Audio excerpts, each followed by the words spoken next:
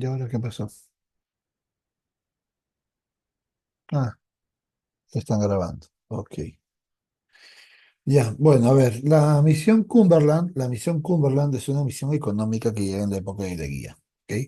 La misión Cumberland busca de alguna forma que Estados Unidos se asegure el control o se asegure el pago de los créditos que le ofrece Leguía. Estados Unidos va a prestarle mucho dinero a Leguía, pero obviamente si tú vas a prestar dinero es porque te aseguras que la persona a la que le estás prestando el dinero tiene la capacidad de pago, ¿cierto? Y para asegurarte que esa persona tiene capacidad de pago, lo que haces es apoderarte de sus recursos. Entonces, la misión Cumberland, uno, establece primero que el Perú sí tiene capacidad de pago, pero claro, con la condición de que Estados Unidos controle las aduanas. Estamos bien, Estados Unidos controla las aduanas de nuestro país y además se crea el BCR, perdón, el Banco Central de Reserva. Perdón, el Banco de Reserva, no te olvides, ¿ah? Banco de la Reserva, no BCR, ojo, no es BCR, es Banco de la Reserva. ¿Lo tienes?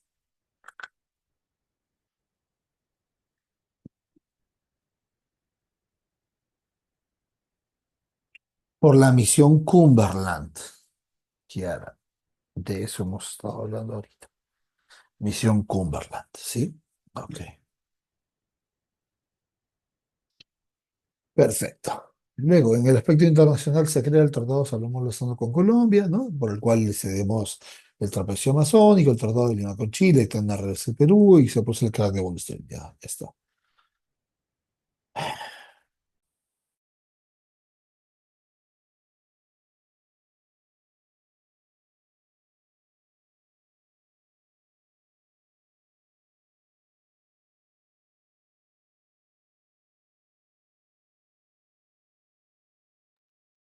Chad, una pregunta.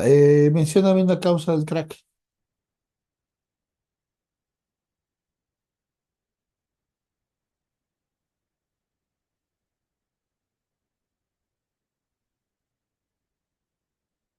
Ok, sobreproducción. Perfecto. ¿Y cómo se salió de la crisis?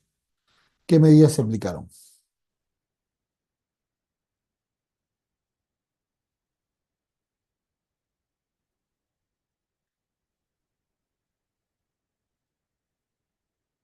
A ver, yo creo que ahí hay una confusión. El plan económico para sacar a Estados Unidos de la crisis se llama New Deal, correcto. Pero yo no te he preguntado cómo se llama el plan económico que saca a Estados Unidos de la crisis. Yo te he preguntado qué medidas se aplican para sacar a Estados Unidos de la crisis. Y esas medidas se dividen, se clasifican en o liberales o keynesianas. A eso me refería básicamente. ¿Qué medidas son? ¿Te acuerdas? Claro, como dice Vilma, son medidas keynesianas. Perfecto. Claro, así es, Leslie. Así es. Muy bien, muy bien.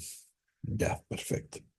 Entramos a la década de los 30. La década de los 30 es la década del tercer militarismo en el Perú. O sea, tú una pregunta, ¿quién gobernaba en Italia?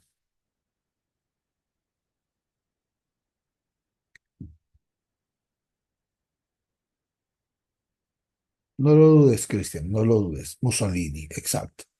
¿Quién gobernaba en Alemania?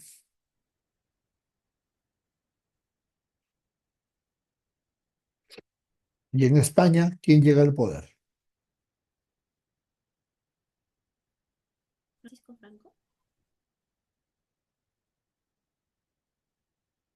En España llega al poder un señor llamado Francisco Franco. Recuerda que Francisco Franco llega al poder en España luego de la Guerra Civil Española. ¿Qué tienen en común los tres? Que son militares, que sacan a sus países adelante. Entonces, los militares sacan al país adelante. Entonces, cuando hay crisis económica, eso explica por qué. El final del gobierno de Leguía hay crisis económica. Y justamente aparecen estos militares. Además, todos aquí sabemos que Hitler y Mussolini son apoyados por la oligarquía, ¿cierto? Son apoyados por la oligarquía de sus propios países, con la finalidad de frenar la expansión del comunismo en Europa, ¿cierto? Por eso soportan a Hitler, por eso apoyan a Mussolini. Entonces, esa idea de apoyar, financiar a militares en el poder con la finalidad de evitar la expansión de ideas de izquierda, se va a difundir por Europa y Estados Unidos y América. Eso explica por qué la oligarquía peruana apoyará a estos militares con la finalidad de frenar la expansión de las ideas de izquierda en el Perú. Y las ideas de izquierda en el Perú son representadas por el APRA y el Partido Socialista.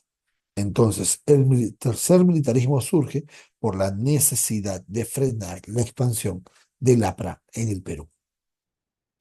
Eso explica por qué cuando Sánchez Cerro llega al poder establece la famosa ley de emergencia.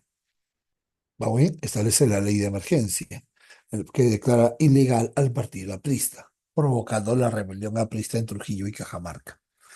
Vamos bien.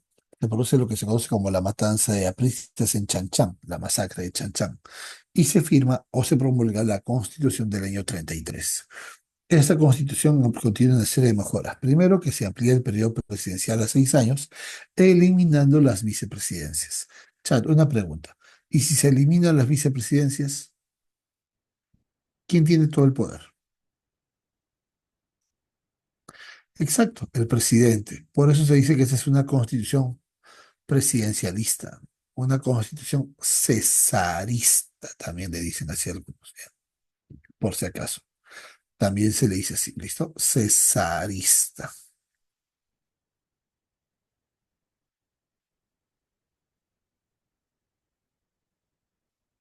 Ahora, háblame. Incidente de Leticia con Colombia. ¿Por qué? Porque recuerda, por favor, que con el Tratado Salomón Lozano, el Perú le cede a Colombia una zona, conocida como el Trapecio Amazónico. Pero los peruanos que estaban en la zona de Leticia no querían ser colombianos, así que se rebelan, destruyen la comisaría de Colombia, queman la bandera de Colombia, izan bandera de Perú y cantan el himno nacional. Quieren volver a nuestro país. Y desde Bogotá mandan soldados para matarlos. Por lo tanto, decidimos enviar tropas hacia Bogotá, hacia la frontera, con la finalidad de defender a estos peruanos. Pero como todos aquí sabemos, en el desfile de despedida de las tropas, Sánchez Cerro es asesinado. Y cuando muere, al no haber vicepresidente, el Congreso se ve en la necesidad de elegir a un nuevo presidente. Y como estamos en época de década de los 30, donde estamos evitando la expansión del comunismo y la oligarquía toma el poder o regresa al poder, entonces se elige a otro presidente. ¿Te acuerdas? A un tal Benavides. En el aspecto económico llega la famosa misión Kemmerer. Char, una pregunta. ¿Qué establece la misión Kemmerer? Vamos.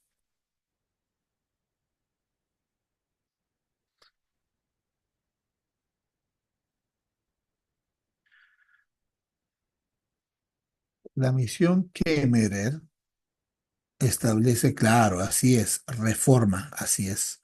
El Banco de la Reserva, que se crea en la época de Leguía, se cambia de nombre a Banco Central de Reserva.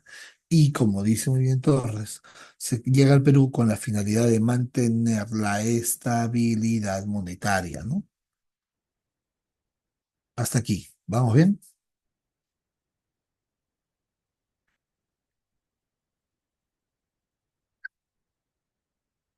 Ok.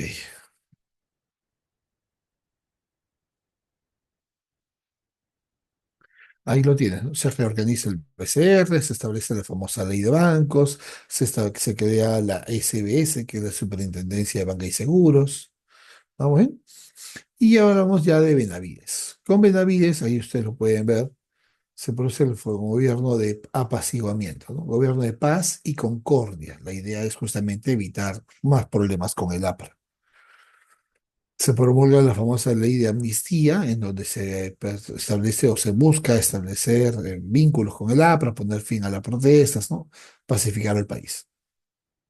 Al final, como todos aquí sabemos, el APRA, en lugar de aprovechar esta época de paz, empieza a conspirar en contra de Benavides, por lo que Benavides decide perseguir al APRA.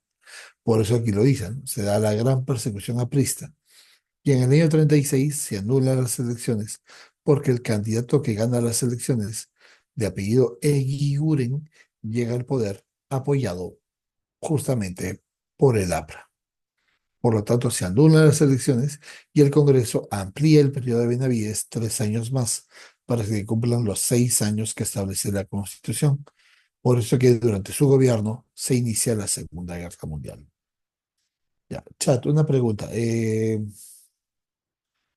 Segunda Guerra Mundial, ¿cierto? Háblame, ¿cómo se inicia la Segunda Guerra Mundial? ¿Con la invasión a qué país?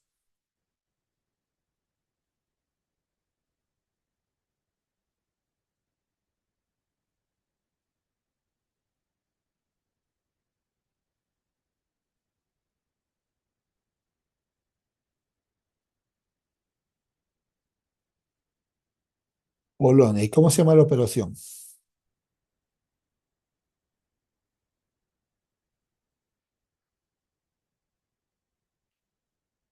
O la táctica militar.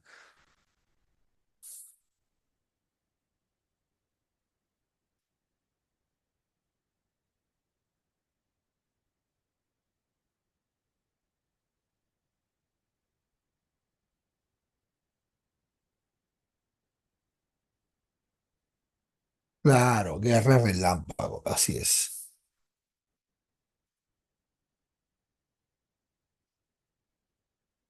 Así es, perfecto. Ya.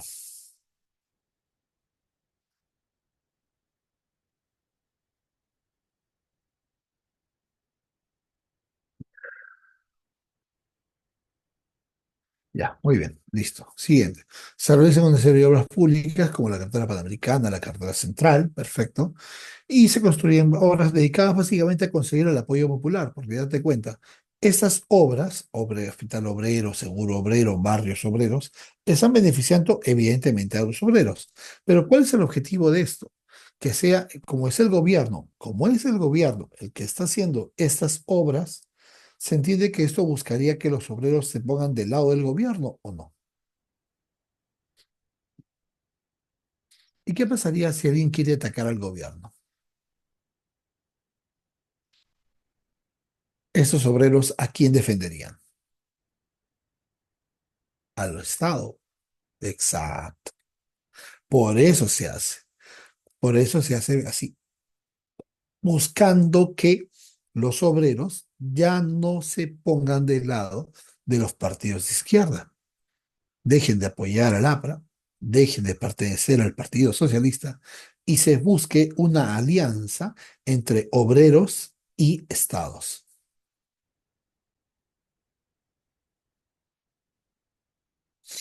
Pero es que ya él es política, pues, es política. Ahora, yo no te voy a decir que está bien, ¿no? Tampoco te voy a decir que está mal, porque es política, pues, ¿no? Que como dice Maquiavelo, es el fin justifica los medios.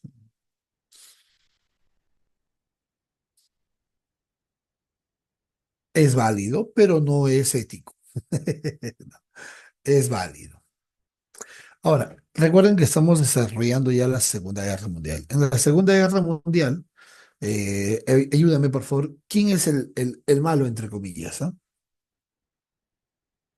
Vamos, ¿quién es el malo, entre comillas? El malo, entre comillas, es Alemania, es Italia, es Japón.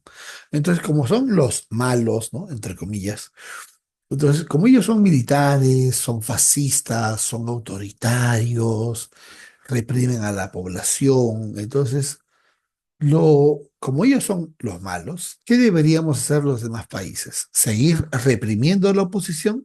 ¿Seguir persiguiendo a los partidos políticos? ¿O permitir libertad de expresión, acabar las persecuciones, ¿no?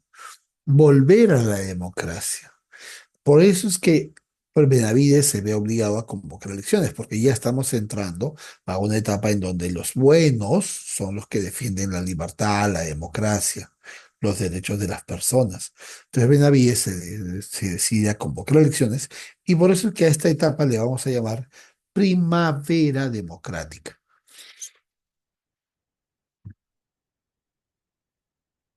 Y es aquí, en la Primavera Democrática, donde aparece un tal Manuel Prado Garteche.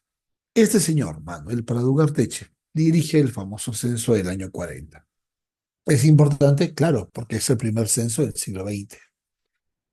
Es el primer censo del siglo XX. En ese censo se establece que más de la mitad del país vive en la zona andina. ¿Ok? Más de la mitad del país vive en la zona andina, no te olvides. Vive en la zona andina y el 50% del país es analfabeto.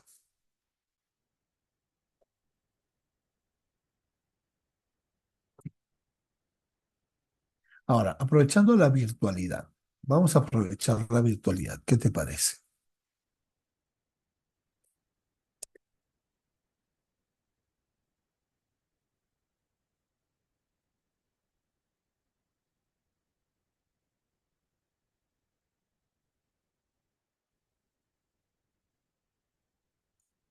Vamos a aprovechar la virtualidad y vamos manejando algunos conceptos, revisando algunos conceptos que ya todos tenemos. ¿Ok? Vamos a ver cómo nos va con eso.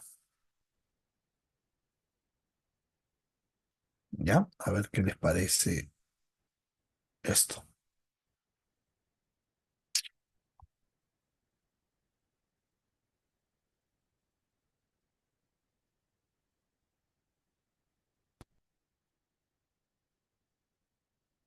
Uno entre Perú y Ecuador dibujó los mapas de estos países como los conocemos hoy. Si no hubiese ocurrido, Ecuador podría tener el doble del territorio que tiene hoy. Para Perú, en cambio, en esta guerra se reconoció lo que siempre había considerado como propio: el acceso a una gran parte de la cuenca del río Amazonas con todos sus recursos naturales. Pero este conflicto cambió mucho más que la línea fronteriza entre los dos vecinos. De eso vamos a hablar en este video.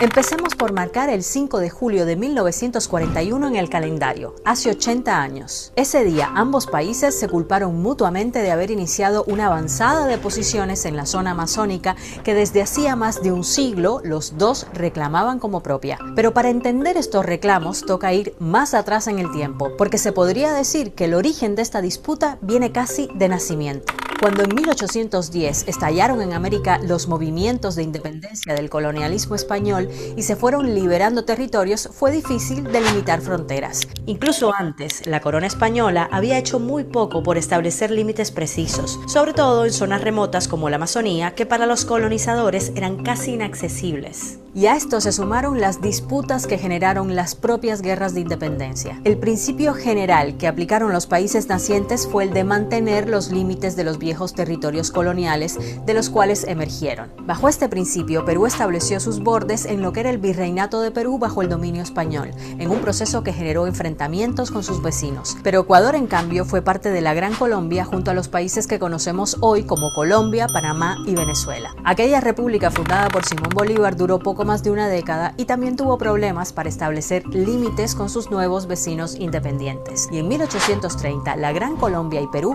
ya se habían enfrentado por los territorios de Tumbes, Jaén, Guayaquil y Maynas. En este contexto se firmó el Protocolo Pedemonte Mosquera, que establecía en Maynas la zona que más conflicto provocaba por ser la más extensa y por contener una buena parte de la codiciada cuenca del río Amazonas, que la frontera sería el propio río.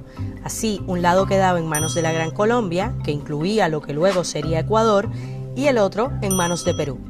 Pero este tratado, firmado en el mismo año en que se desintegró la república fundada por Bolívar, fue desconocido por Perú una vez que Ecuador se separó de la Gran Colombia. En las décadas siguientes hubo varios intentos de mediación que fracasaron y casi un siglo después, en 1936, el conflicto entre Perú y Ecuador llegó a la misma Casa Blanca. El entonces presidente Franklin Delano Roosevelt actuó como mediador en unas negociaciones que, si bien tampoco llegaron a ningún acuerdo, sí le permitieron a Perú establecer una línea fronteriza provisional. A esta línea divisoria, que Ecuador no aceptó, pues le restaba todo el territorio amazónico de Maynas y el acceso directo al río Amazonas, se le denominó el Acuerdo del Status Quo de 1936. Y fue importante porque sobre los límites que establecía ese acuerdo 5 años después escaló el conflicto. Volvamos entonces a 1941. En la zona en disputa se vivía una especie de tensa calma a la espera de resolver las diferencias fronterizas y había puestos militares de ambos países en varios puntos. Primero hubo un movimiento de soldados de parte de Ecuador al que Perú respondió y así fueron escalando las tensiones. Pero a esas escaramuzas le siguió una invasión de Perú que ocupó durante unos 6 meses no solo el vasto territorio en disputa, sino provincias enteras de Ecuador que no estaban hasta ese momento en el mapa del conflicto. Además, ejerció un bloqueo marítimo sobre Guayaquil, el principal puerto comercial de Ecuador, que impidió el envío de suministros al ejército ecuatoriano. La superioridad militar de Perú era evidente en experiencia bélica y recursos. El ejército ecuatoriano, en cambio, no estaba preparado logísticamente para un enfrentamiento de esa magnitud. La campaña terminó sofocando Ecuador y el conflicto terminó con ayuda internacional. Con mediación de Argentina, Chile, Estados Unidos y Brasil, se firmó en plena Segunda Guerra Mundial el llamado Protocolo de la Paz, la Amistad y los Límites de Río de Janeiro. Una enorme presión diplomática puso fin inmediato al enfrentamiento y por primera vez se estableció una frontera oficial entre Ecuador y Perú luego de más de un siglo de disputa. Pero en la lectura general de los ecuatorianos, este final fue injusto. Perú aceptó retirarse de los territorios que había ocupado en Ecuador, pero a cambio de que se estableciera oficialmente la frontera como la había planteado en el Acuerdo del Statu Quo de 1936. Así Ecuador perdía todo el territorio amazónico, el tramo de acceso directo al río Amazonas y los recursos de esta rica zona. Solo para poner un ejemplo, Loreto, una de las provincias que quedaron oficialmente del lado peruano, es una de las fuentes petroleras más importantes de Perú. Esto explica en parte por qué Ecuador firmó a regañadientes ese acuerdo en 1941 y por qué la herida con la nueva frontera quedó abierta. En las décadas que siguieron, Ecuador incluso llegó a desconocer el protocolo y vinieron otros enfrentamientos armados como la Guerra del Cenepa en 1995. No fue hasta 1998 que los presidentes Yamil Mahuad de Ecuador y Alberto Fujimori de Perú firmaron el Acuerdo de Paz de Brasilia, esta vez la definitiva. Pero ¿qué supuso este conflicto para los dos países? Para algunos historiadores, además de cambiar los mapas, el enfrentamiento del 41 también caló en la formación de las identidades de Perú y Ecuador. Para Ecuador, el perdedor, este conflicto marcó uno de sus peores momentos del siglo XX, una humillación en el campo de batalla que además le dejó un país y la otra, ¿no? Que sería x al cuadrado, ¿no? Ahí está. Bueno, profe, la otra es x más 1. Yo no sé el valor de x realmente, ¿no? No conozco el valor, no estoy seguro. No puede ser que sea 1, puede ser que sea menos 1. No lo conozco. Si vas a escuchar la maratón de álgebra, por favor, ten la amabilidad X al cuadrado vale 1, pues. apagar Y el 1 a la audio, por lo puerta menos. sigue siendo 1, pues, ¿no? Acá también es x al cuadrado es 1, pero 1 al cuadrado sigue siendo 1 realmente, ¿no? Ahí está. Más.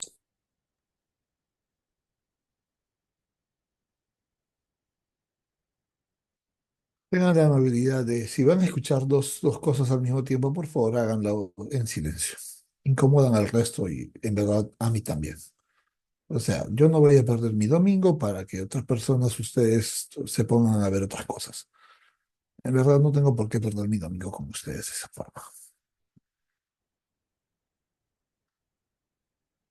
No tengo por qué perder mi domingo, en verdad. No vale la pena.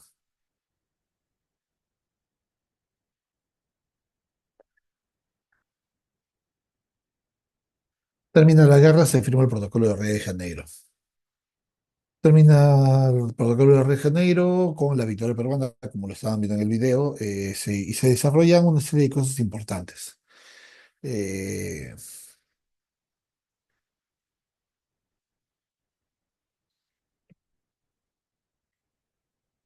¿Qué es esto?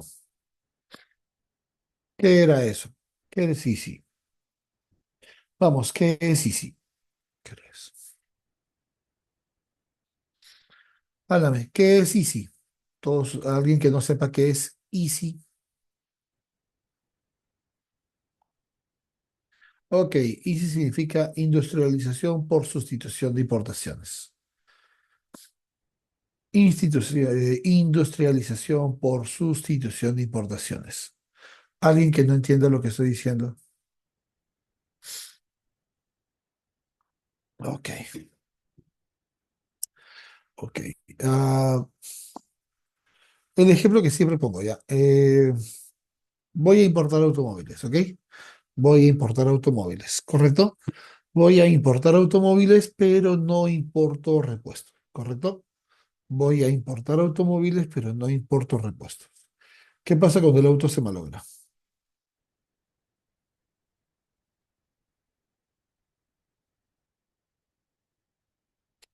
Claro, evidentemente no hay repuestos, ya sé que no hay repuestos, pero ¿qué deberíamos hacer? Eso nos obliga a que nosotros mismos fabriquemos los repuestos. Y si nosotros mismos no estamos fabricando los repuestos, se entiende que nosotros mismos estaríamos fabricando los automóviles, ¿o no? Obvio. Y si ya estoy fabricando los automóviles, los puedo exportar.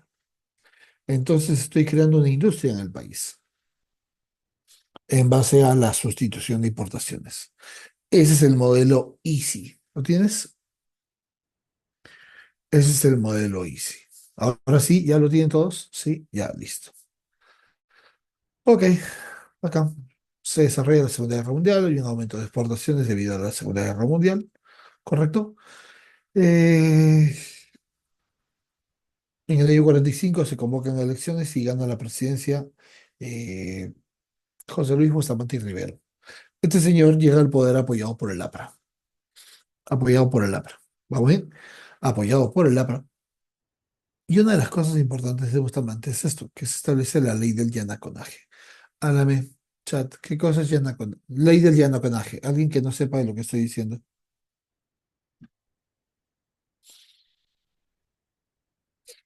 La ley del llanaconaje establece que ahora ya se le puede pagar a los hilos. Más, no se le puede, se le debe pagar.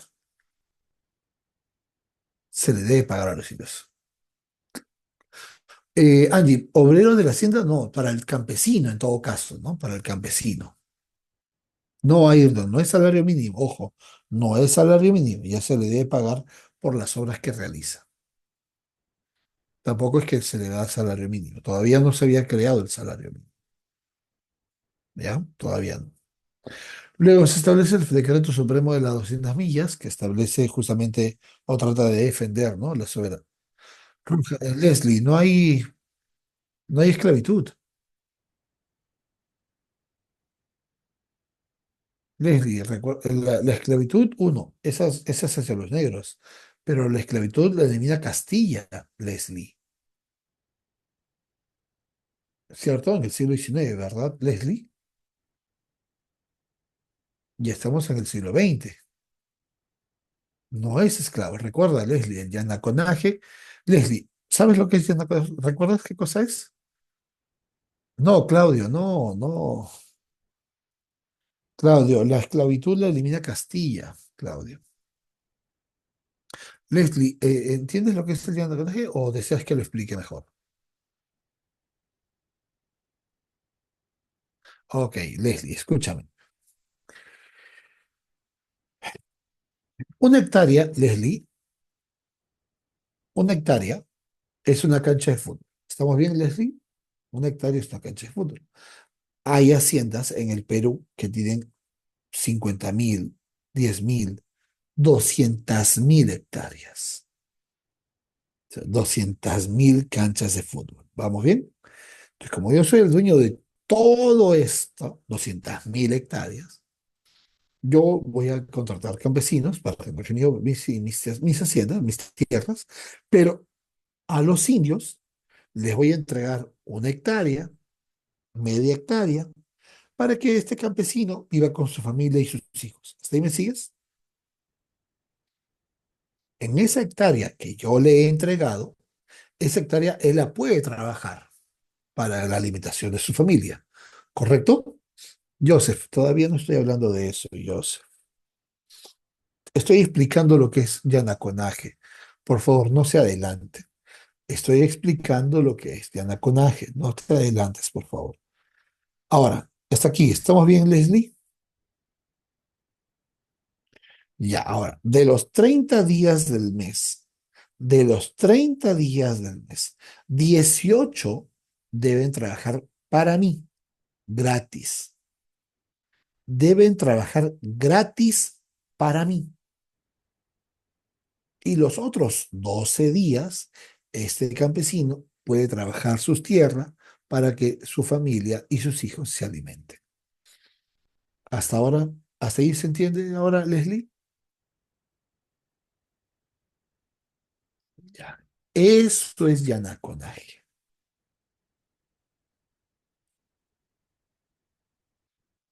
Y con la ley del Yanaconaje, ahora a estos campesinos que trabajaban gratis mis tierras, yo les debo pagar un dinero por hacer ese trabajo.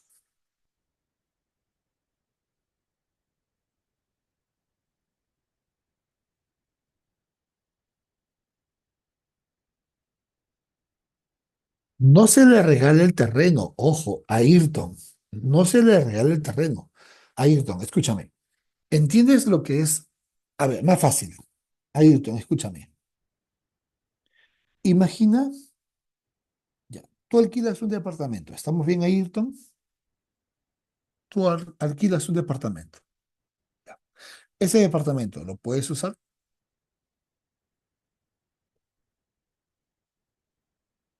obvio. ¿Es tuyo?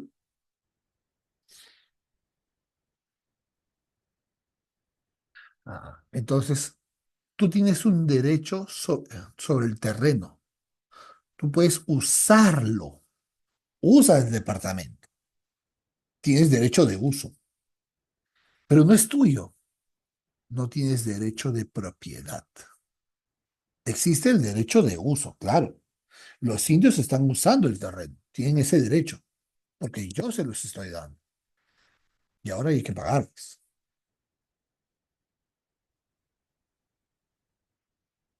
Obviamente, Deina. Claro, Deina. Así es. Y parte de lo que ellos producen es para mí, pues, ¿no? Obviamente para el hacendado, ¿no?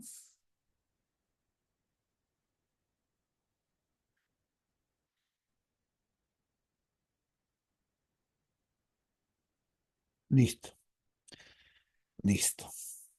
Ahora, en la década de los 40 empezamos a desarrollar una serie de obras públicas, medidas estatales, con la finalidad de curar enfermedades. Esto es lo que preguntó la PRE en el último simulacro de examen de admisión. El simulacro, el cuarto examen de la PRE, ya no me acuerdo bien, pero fue este ciclo, en donde nos hablaba de que se erradicaron enfermedades como la malaria en la costa norte. ¿Había malaria en la costa norte? Sí, claro que había malaria en la costa norte. ¿Dónde? En las haciendas de la costa norte. Entonces estoy erradicando las enfermedades, estoy mejorando la calidad de vida de la población en la costa, estoy haciendo una serie de obras públicas aquí en la costa peruana. ¿Esto qué podría provocar, muchachos? Que la gente de la zona andina se quede mirando o venga.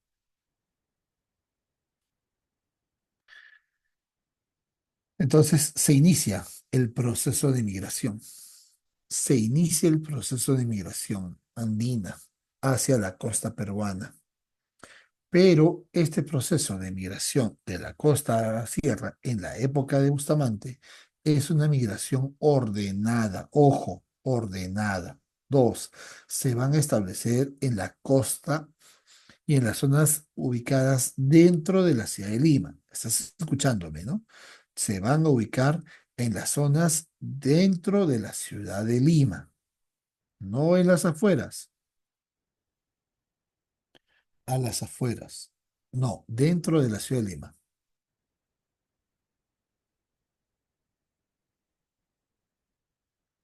Entonces, ¿dónde se van a establecer? Esto se va a establecer, ¿dónde? Dentro de la ciudad de Lima y van a surgir poblados, poblados. Por ejemplo, van a venir personas que van a empezar a ubicarse, ¿ok? Cerca a la última parada de buses que venían de la sierra en esa época. Ayúdame, por favor. ¿Cómo se le dice a ese lugar? Se van a establecer, claro, ahí surge la parada, pues. Por eso se le llama la parada, pues porque es qué cosa, es la última parada de buses que venían de la sierra en ese momento. Entonces surge un cerro llamado San Cosme. Aparece un distrito llamado El Agustino. Y si alguno de ustedes conoce el Agustino, sabe muy bien que el Agustino siempre es un arenal. Y siempre hay problemas de agua, problemas de abastecimiento en ese distrito, porque es un arenal. Y debido a eso, justamente, es que se van a desarrollar enfermedades respiratorias, básicamente en esa zona. Y para atender las necesidades respiratorias de esa zona, es que se construye en esa zona del Agustino un hospital especializado en enfermedades respiratorias, conocido como el Hospital Hipólito Unanue, o también llamado Bravo Chico. Por eso es que a los primeros pacientes de COVID en el Perú los van a internar ¿en dónde? En el Bravo Chico.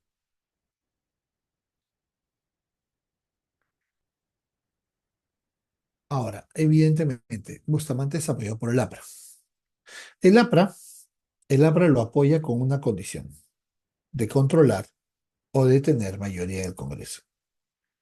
Y es importante, y ustedes ya creo que lo saben a estas alturas del partido, saben todos muy bien que es importante que un presidente tenga mayoría en el Congreso. Porque al tener mayoría en el Congreso puedes hacer las leyes que tú necesitas. Por tanto, cuando el APRA tiene mayoría en el Congreso, se van a aprobar las leyes que el APRA necesita. Y las leyes que el APRA necesita no necesariamente serán las mismas que el país necesita. Por lo tanto, habrá un divorcio entre Bustamante y el APRA. Y este divorcio entre el Bustamante y el APRA generará problemas porque el presidente del Congreso se van a pelear. Y ustedes y yo lo estamos viviendo hoy. Hoy, ustedes y yo vemos que hay un divorcio entre el Estado, entre el presidente y el Congreso, entre la presidenta y el Congreso. Y y cuando el presidente y el Congreso están peleados, ¿qué es lo que hay? Crisis. Por eso que en este país hoy estamos en crisis, porque el presidente y el Congreso están peleados. Pues la oligarquía acusará al APRA, qué raro, de la crisis. Y la oligarquía utilizará medios de comunicación, periódicos, radios, periodistas, que van a atacar al APRA, van a echarle la culpa al APRA. Y los apristas van a reaccionar. Van a reaccionar asesinando al director del diario La Prensa. Este diario, La Prensa, es dirigido por un tal Francisco Graña y a él lo van a asesinar. La familia Graña es una de las familias más ricas que hay en este país. La familia Graña era dueña de la hacienda Huando. La hacienda Huando queda en Guaral y es donde se produce la mejor fruta de este país. Por eso que cuando ustedes van a Metro o van a Wong y ves mandarina Huando, naranja Huando, eso se compra sin pensarlo dos veces. Eso ni siquiera se pregunta qué tal es. Simplemente se compra. Porque todos aquí sabemos que la naranja Wando, la mandarina Wando, es la mandarina y la mejor fruta, la mejor naranja que hay. Entonces, cuando se produce el asesinato del director de diario de la prensa, la oligarquía presiona a Bustamante, porque el APRA ha violado la paz, la tregua y está matando personas. Entonces, la oligarquía le exige a Bustamante que tome acciones y que, uno, persiga al APRA, que los ministros apristas en el gabinete o aliados del APRA deben ser destituidos. Bustamante cede para calmar la oligarquía, pero comete un error. Se apoya en los militares y reemplaza a los ministros apristas por ministros militares.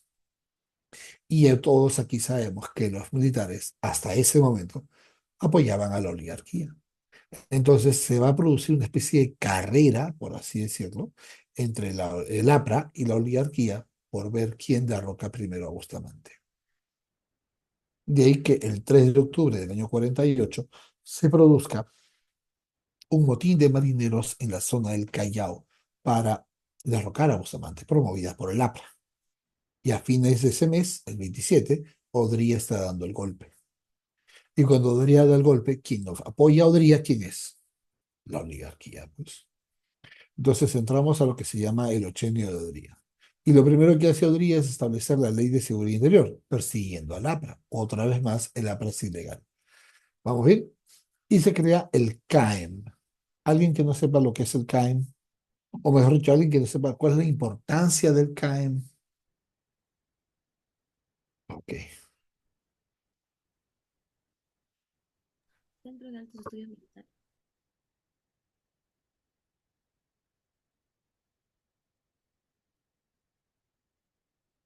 El CAEM, escúchame por favor, el CAEM es un centro de formación militar.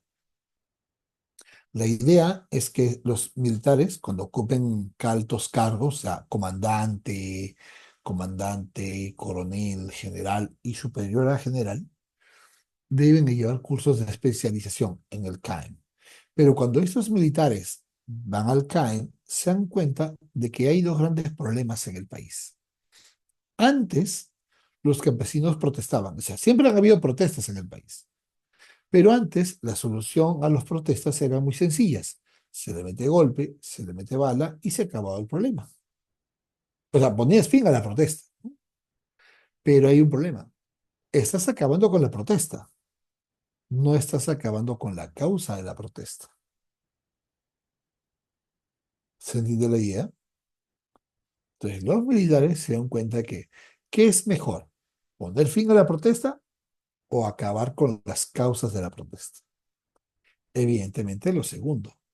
Y las causas de la protesta tienen que ver con dos razones muy importantes.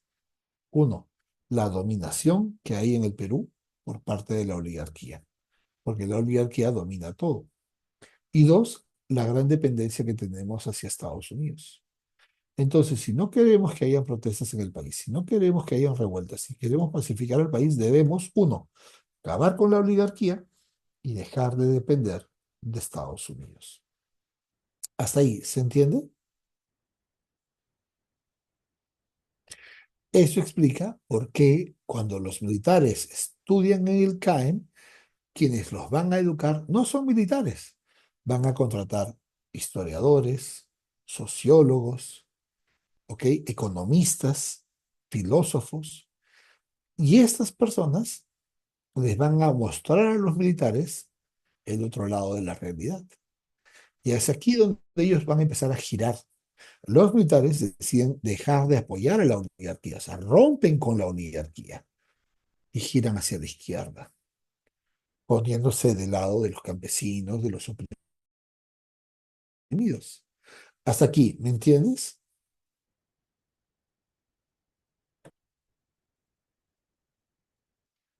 Y si te das cuenta, mira el año 48, súmale 20 años, 68, Velasco da el golpe. Y cuando Velasco da el golpe, las ideas de Velasco salen de aquí, del CAE. Los militares que desarrollan las reformas que Velasco lleva adelante salen del CAE. De la importancia de ese organismo. Hasta aquí, ¿lo tienes?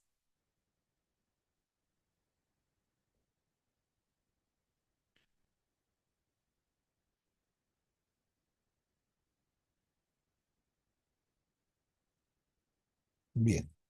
Luego llega la misión Klein. La misión Klein, ojo, date cuenta, por ahí no me acuerdo el nombre de la personita, pero alguien lo mencionó por ahí. La misión Klein llega en la época de Odría. Uno, para promover exportaciones y desarrollar medidas liberales, ojo, liberales ortodoxas, ¿ya? Medidas liberales ortodoxas. Chat, alguien que no sepa la diferencia hasta ahora entre orto y heterodoxo.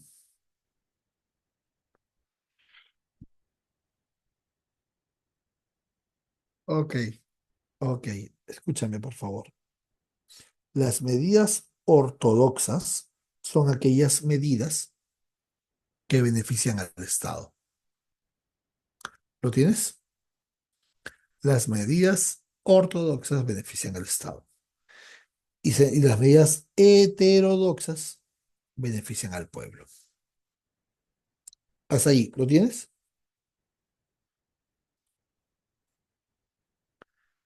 Entonces, ¿qué pasaría si un presidente establece subsidios?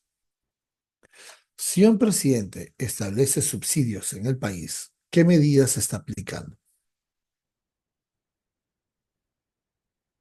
Heterodoxas. ¿Por qué? Porque benefician al pueblo. Pero si Fujimori eliminó los subsidios, ¿qué medidas aplicó Fujimori? Ortodoxas. Listo. Así nomás es.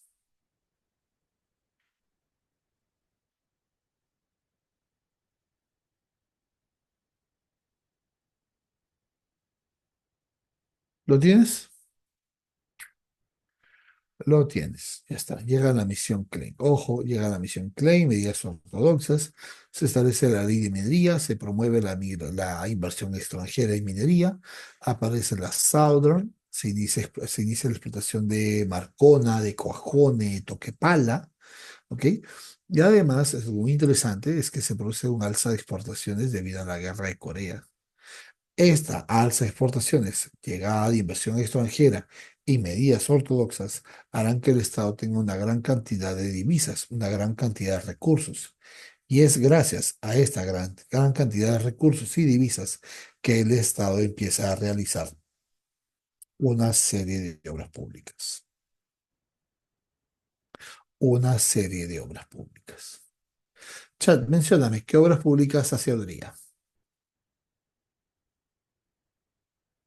Estadio Nacional, bien, las grandes ciudades escolares, y las grandes unidades vecinales. Perfecto. Hospitales, claro, el hospital del empleado, el hospital naval, el hospital militar, el hospital de policía. Exacto, exacto. Y esos hospitales ustedes los pueden ver, están ahí en la Avenida Brasil. Está el Ministerio de Trabajo, el Ministerio de Economía, el Ministerio de Salud. Por eso que el Ministerio de Trabajo y el Ministerio de Salud están uno a 3 cuadras del otro, ahí en la Avenida Salaberry. Él construye el edificio del Ministerio de Educación. Hoy es la sede de la Corte Superior de Lima. Una de las sedes de la Corte Superior de Lima es ese, o es esa, ¿no? Se establece el voto femenino presidencial para mujeres alfabetas, ¿vamos bien? Y se promueve se da una cuestión política llamada clientelismo. Alguien que no entienda o que nunca haya escuchado el término clientelismo, ok. Clientelismo hace referencia a una relación de favores, a un intercambio de favores, ¿ya? Clientelismo es un intercambio de favores políticos con la intención de beneficiar al Estado, ¿ok?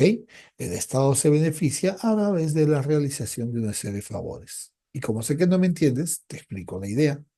En la época de Odría, Odría va a entregar terrenos a la gente pobre, a la gente inmigrante. Terrenos fuera de la ciudad de Lima. Ojo, terrenos fuera de la ciudad de Lima, ¿ya? Con la finalidad de que ellos vivan en esos terrenos. Ese terreno no te lo ha dado el Estado, ojo, te lo ha dado Odría. Y ahora, muchachos, si Odría se lanza a las elecciones, ¿ustedes votarían por alguien distinto a Odría?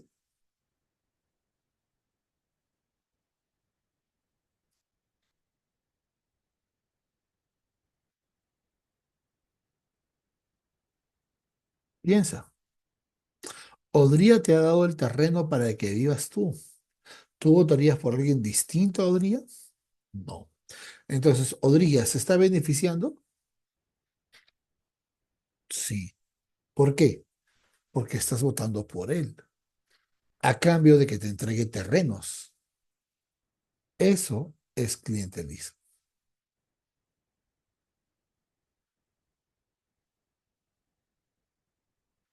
Sí, claro, Sebastián, con el dinero de las exportaciones se realiza una gran cantidad de obras públicas. Claro, lo que acabamos de mencionar. Y como dice Kiara, es la misma que hace, bueno, que se hacía en los mítines, ¿no? En los mítines. Tupper por votos, ¿no? Claro. Pero ojo, aquí hay un problema, y aquí hay un problema también de hipocresía. Muchos piensan que solamente Fujimori hace eso. Todos hacían eso, por si acaso. Acuña regalaba televisores en sus mítines. Televisores, microondas. Claro. Es más, Vargas Llosa en sus mítines regalaba 50 lucas por persona. A todo aquel que iba a su mitin le daban 50 lucas.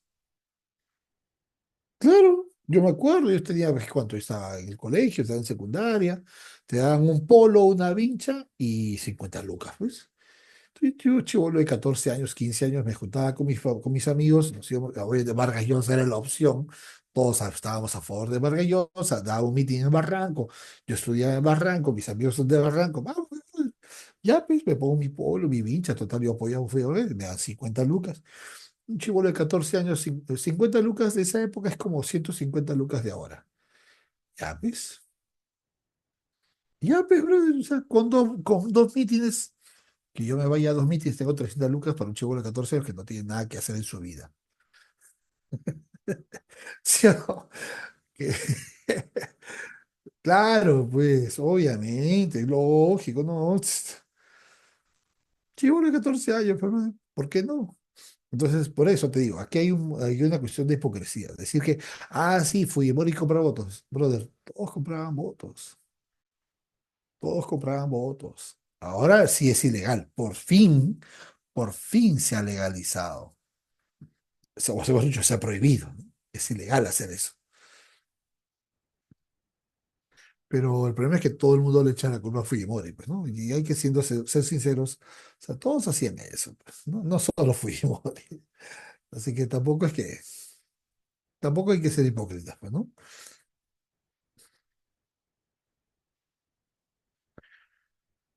Ok, entonces llegan los migrantes a Lima, se establecen ¿dónde? Fuera de la ciudad de Lima, dan origen a las barriadas. ¿Vamos bien? Dan origen a las barriadas. Aparecen los conos, ¿correcto? Aparecen los conos. ¿Lo tienes?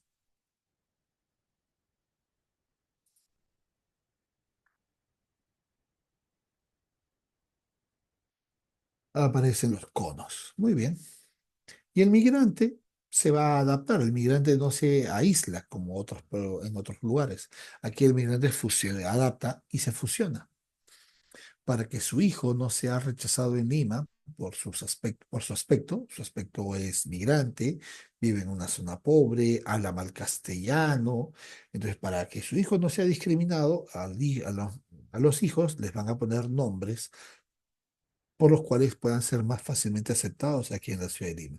Entonces surge el famoso John Quispe, aparece Richard Mamani, por ejemplo, ¿no? Nombres muy comunes de esa época. A las señoritas se les dice lady, y hay muchas mujeres que se llaman lady, pero lady no es un nombre, lady es un título, pero ahí aparecen, pues, ¿no? Entonces, esa fusión de elementos andinos con costumbres occidentales, costumbres costeñas, le vamos a llamar cholificación. ¿Vamos bien? Cholificación. Listo. Luego viene un tal Manuel Prado Garteche, que llega por segunda vez al poder, apoyado por el APRA, por eso que su gobierno se le conoce así, como la convivencia. ¿Vamos bien? Se rompen relaciones con Cuba debido a la Revolución Cubana y aparecen nuevos partidos políticos que ustedes los pueden ver en la pantalla.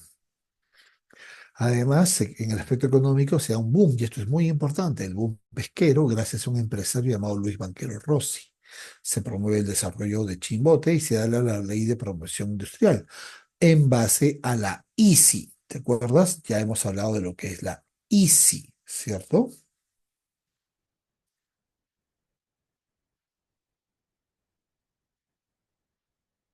ICI. Listo. Entonces, en el aspecto social, fíjense lo que va a pasar. Se inicia una serie de protestas campesinas, revueltas campesinas en la zona de la Convención en Cusco, en donde los campesinos, organizados por algunos grupos de estudiantes que venían de Lima, los organizan para recuperar sus tierras, expulsando a hacendados, destruyendo haciendas de la zona para repartir tierras entre los campesinos. Entonces, estas medidas van a servir de impulso a la reforma. Los militares preocupados de que esto derive en una guerra civil, se van a dar cuenta de que es necesario hacer una reforma agraria. Y Prado, para calmar la situación, crea el Instituto de la Reforma Agraria y Colonización. La idea es estudiar las causas y prepararnos para hacer una reforma agraria. Se convocan elecciones, como ustedes y yo sabemos, para evitar que el APRA llegue al poder. Los militares dan golpe de Estado y se crea una junta militar. Y lo más importante de la junta militar es que se establece el decreto de ley de bases de la reforma agraria. ¿Va a haber ley de bases para la reforma agraria? O sea, de cómo se va a hacer la reforma agraria.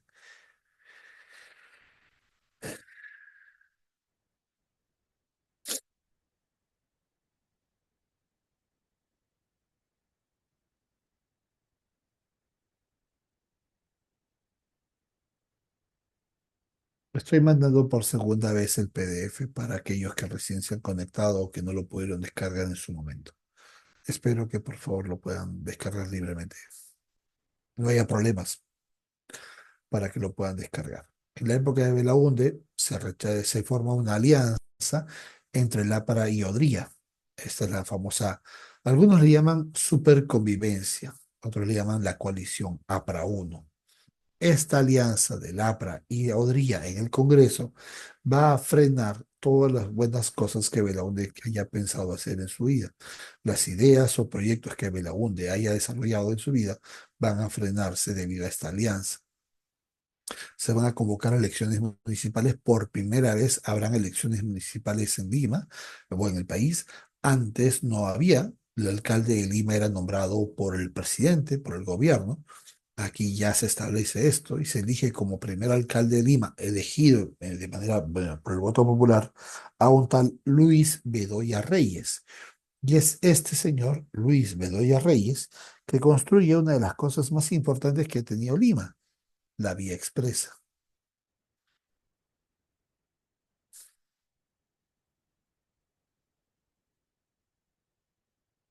Vamos bien, la vía expresa. Luego se firma el acta de Talara con la IPC con la finalidad de poner fin a los problemas económicos que había en el país. Evidentemente, eso es un fracaso, es el pretexto de Velasco. Y en el aspecto social, para promover la integración de la Amazonía, se construye una carretera muy importante que todos conocemos, que es la carretera marginal de la selva. Se hacen una serie de obras públicas, el Banco de la Nación, el aeropuerto Jorge Chávez, complejos residenciales para gente de clase media. Aquí destaca la residencial San Felipe en Jesús María, por ejemplo. Y se da la primera ley de reforma agraria en el Perú. Como sabemos, esta primera ley de reforma agraria en el Perú fue modificada por el APRA y sus aliados en el Congreso con la finalidad de proteger o beneficiar a los varones del azúcar. Entonces, esta reforma agraria que Belaúnde da no sirve absolutamente de nada, beneficia a los hacendados que siempre habían explotado a los campesinos.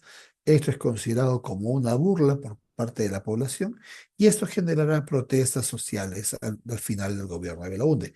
Eso motivará a los militares o los convencerá de la necesidad de hacer un golpe de Estado. Listo, llegamos hasta acá. ¿Hasta aquí todo bien? ¿Hasta aquí todo bien? Sí, ya. Eh, Voy a apagar mi pantalla un ratito, escúchame, voy a apagar mi pantalla, ya, porque después no quiero problemas. Voy a apagar mi pantalla por un ratito, voy a descargar el material y lo voy a poner en la pantalla, lo voy a compartir. Por favor, póngase a trabajar.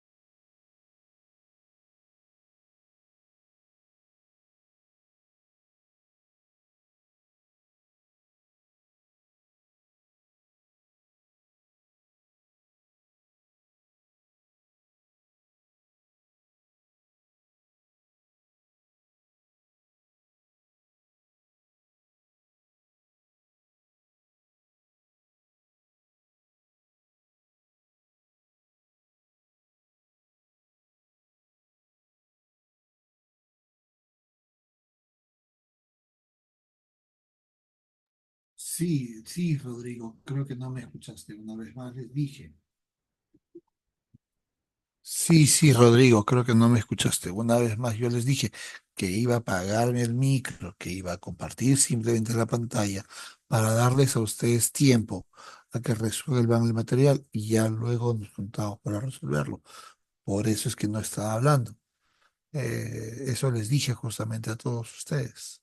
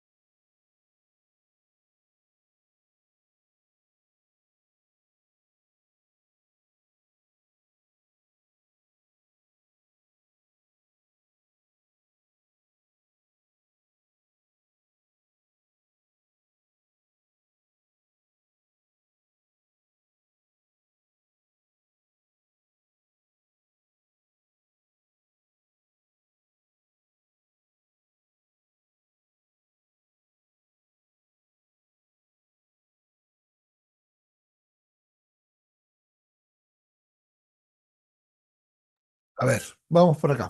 Vamos a ya ir avanzando para ya ir recordando algunas cosas. ¿Qué tal las preguntas, muchachos? ¿Qué tal las preguntas?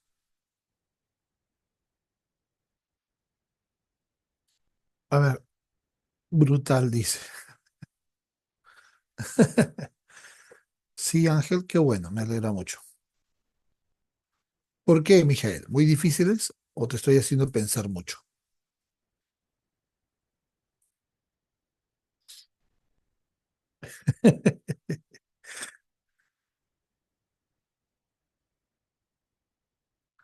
A ver, la número uno. En el plano social habla de bla, bla, bla, bla, Miguel Iglesias, que decidió imponer una contribución personal, correcto. Y en el plano social, el restablecimiento de la contribución indígena provoca la rebelión de Atus Paria en Huaraz, ¿cierto? La uno es Araña. La 2 en el contrato Grace. Aquí hay una duda ya. Aquí siempre hay una confusión. Hablan de la Casa Grace y luego hablan de la Peruvian Corporation. En principio, muchos nos tenemos esta idea en la cabeza. Además, es un error de los profesores. Y eso es un error mío también, por eso la confusión. Siempre los profesores decimos, ¿no?, que la Peruvian Corporation se crea para administrar los ferrocarriles que se entregan en la época del contrato Grace. Pero lo que evitamos o lo que no contamos es que la Peruvian Corporation representa los intereses de Grace en el Perú. Entonces, cuando nos preguntan sobre los beneficios de la Peruvian Corporation, nos están preguntando por los beneficios obtenidos por la Casa Grace. Por eso la confusión de algunos de ustedes. Entonces, ahora sí, la clave debería ser la B. ¿Estamos de acuerdo en eso? Sí. La de una nación por la Titicaca, ¿verdad? 3 millones de dólares de guano, 33, 80.000 libras por 33 años. Ven, chachi, ven, ven, ven, ven. Sube, hijita, sube, sube. Ya, ya, hijita, bien. Lo siento, lo siento. Pero mi perrita. Ya, hijita. Ya, hijita, ya. Siéntate, siéntate. A ver, Ketsi. A ver, saluda, hijita, saluda. No te asustes, ellos son bien feos.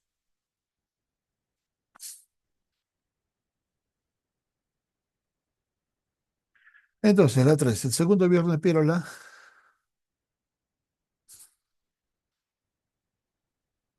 el segundo de Pirola, la transición entre el militarismo y la República Aristocrática. Durante esta administración claro, la modernización del ejército, la famosa misión Kemmerer, ¿cierto? Y la misión Kemmerer crea la Escuela Militar de Chorrillos, la D. Luego en la 4 me están hablando de hechos relacionados con la República Aristocrática.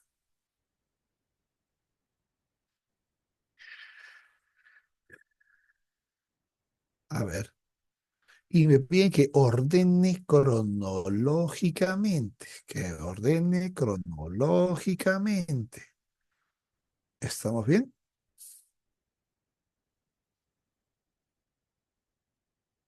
Entonces, yo creo que debería ser la B. Me parece que estoy de acuerdo con la B. ¿Sí? No, no es la B, no es la B. No, no, no. No es la B. No, no, no, no es la B. Es la D.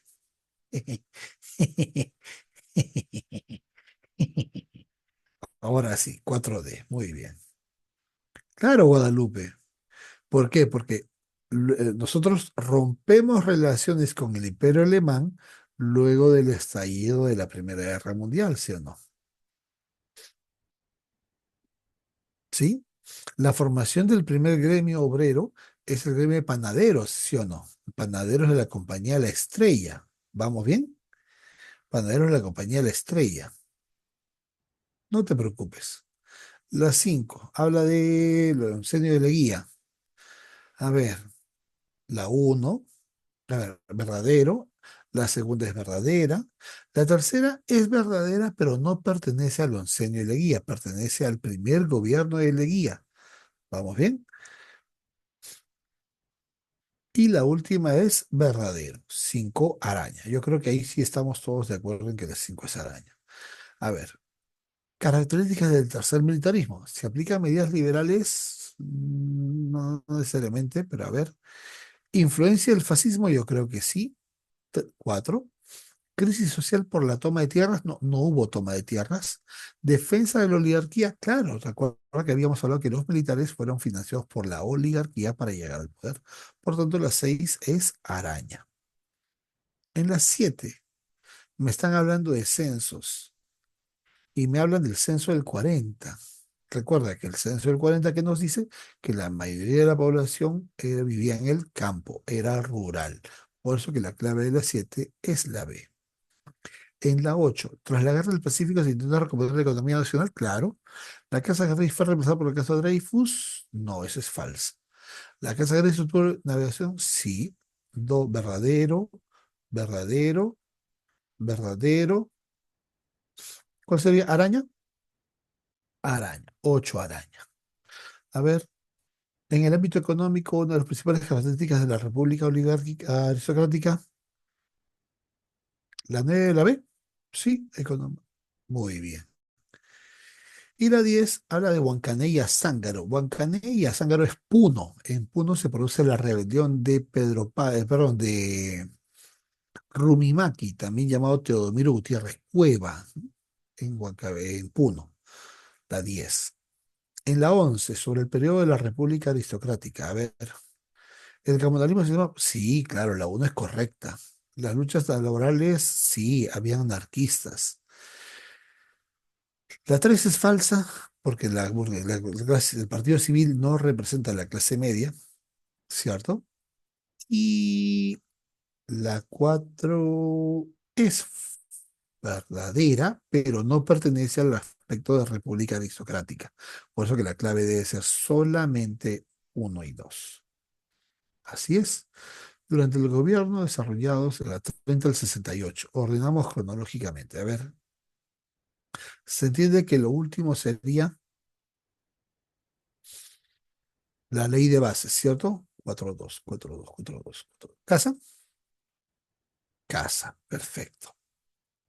La 13. 200 millas. ¿Para qué se crean las 200 millas? Para la soberanía marítima. Dedo. Claro, dedo, ¿cierto? Dedo. Dime que sí, por favor. Dedo. Muy bien. La 14. 40 y 60 gobiernos con todo esto. A ver, ¿alguien hizo la 13? O perdón, la 14. Dedo, dedo, sin pelearlo. Sin pelearlo. Muy bien. La 15. Desde el 2001 han logrado. A ver, ¿qué marcarías? ¿Por qué dedo en la 12? ¿Estuvo mal la relación, Claudio? Perdóname, bueno, yo estoy confiando en esto. 14 dedos, de todas maneras. Sí, dedo, entonces, sin pelearla. Ah, ya, ya. La 15,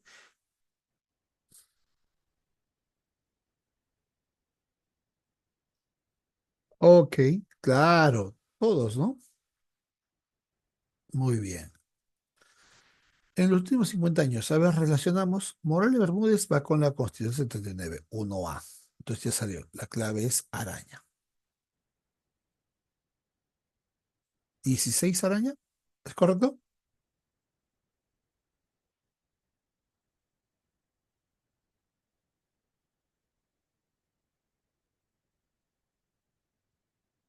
Ok, la 17, con respecto a las famosas medidas políticas establecidas en la segunda mitad. La 17, ¿la B? Para no pelear, la B. Ok. La 18, a ver, gobierno de Odría. Realizó importantes obras. A ver, la primera es verdadera, la segunda es verdadera, la tercera es falsa porque es en la época de Balta y la cuatro es verdadera. Creo que la clave aquí sería dedo. La 19, producto de las oleadas migratorias de las primeras. Odría impulsó. ¿Qué habrá impulsado Odría? A ver, Lucete. ¿Qué habrá impulsado Odría? Odría impulsó la C. La C. Muy bien. Y la 20, otra vez hablamos de Odría.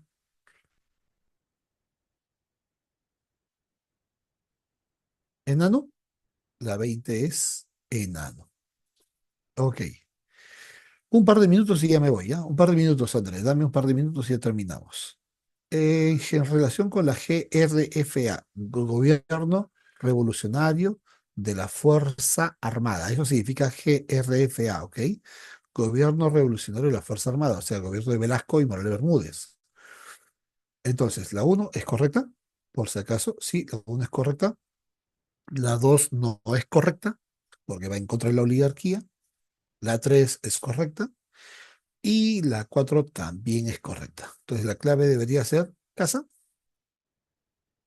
casa.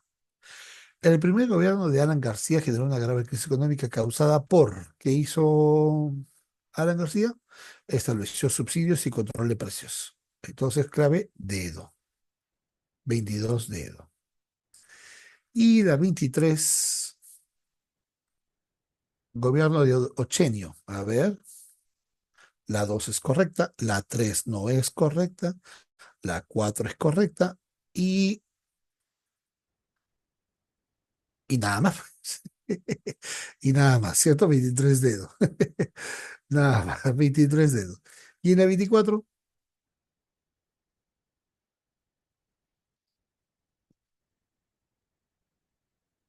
creo que todos estamos de acuerdo que la ley de reforma agraria se hace para evitar el avance de esto. 24 casa. Y la 25 me hablan de el segundo gobierno de Belaúnde Terry. A ver, la 2 no puede ser porque ese es su primer gobierno. La 3 sí es correcta. La 5 es correcta. Entonces sería uno, 3, 4 y 5. Casa. Listo. Muy bien. Muy bien. Listo. Les dejo las últimas 5 para que se diviertan. Listo. ¿Alguien puede ayudarle a Cielo, por favor? La clave de la 17, ¿cuál era? ¿Alguien puede decirle la clave de la 17, por favor?